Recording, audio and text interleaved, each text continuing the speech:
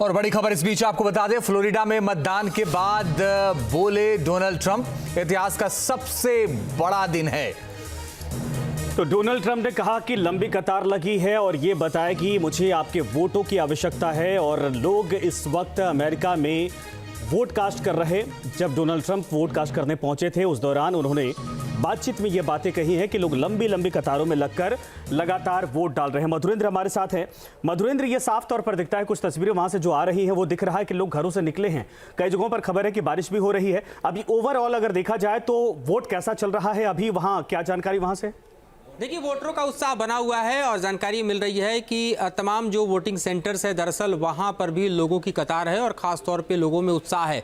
Republican और आप देखिए तो जिस तरह से डेमोक्रेट्स के बीच का ये टक्कर जो है उसमें जो कैडर्स हैं, जो वोट बैंक है दरअसल वो अपने मतदान का उपयोग करते हुए अपने कैंडिडेट को खास तौर पे विजय दिलाने के लिए किस तरह से घरों से निकला है, किस तरह से कतारों में है, उसको देखा जा सकता है। खास तौर पे आप देखिए तो ट्रंप का उत्साह देखते बन रहा है। जब फ्लोरिडा में उन्होंने वोटिंग कास्ट किया अपनी फैमिली के साथ और उसके बाद आके उन्होंने मीडिया में बयान दिया, वो अपने आप में बतलाने के लिए काफ़ी है कि ट्रंप दरअसल बेहद उत्साहित हैं। उनको लगता है कि इस बार जो पिछली बार की चूक थी वो दरअसल इस बार नहीं होगी। जिस तरह से पिछली बार कोविड के कारण उनके ग्राफ डाउन हुए थे और एक जीतती हुई बाजी पलट गई थी और ट्रंप हार गए थे, इस बार उनकी संभावनाएं पुरजोर तरीके से दिखाई देती हैं। लेकिन दूसरी तरफ कमला हैरिस जिस तरह से आखिरी मोमेंट में आप देखिए स्विंग स्टेट्स में पुरजोर तरीके से प्रचार करती नजर आई, तो उनका भी भरोसा एक तरह से पक्का दिखाई दे रहा है। और खासतौर पर आप देखिए तो जो इस वक्त के पोल पंडित हैं अमेरिकी चुनाव को जो देख रहे हैं बेहद गहराई से, कांटे की टक्कर दिखाई दे रही है और ऐसे में आप समझिए कि जो स्विंग स्टेट्स हैं उन पर नजर है। नहीं, लेकिन मधुरेंद्र एक चीज है कि द इकोनॉमिस्ट ने ये कहा है, द इकोनॉमिस्ट का ये कहना है कि भाई पहले मुकाबला बराबर का था लेकिन अब 56% संभावना कमला हैरिस की हो गई है। तो इस बदलाव को किस रूप में आप देखते हैं?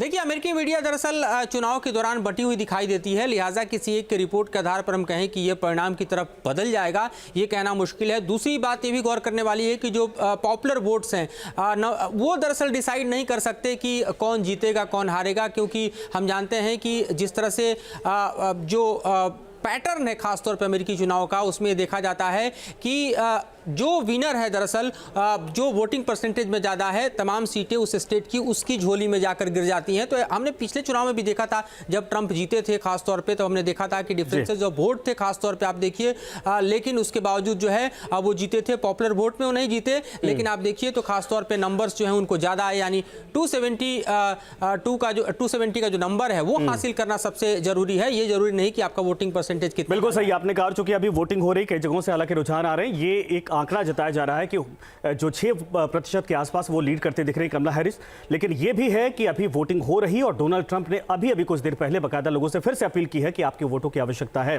न्यूज नेशन अब व्हाट्सएप पर खबरों की ताजा अपडेट के लिए न्यूज नेशन के इस QR कोड को स्कैन करें।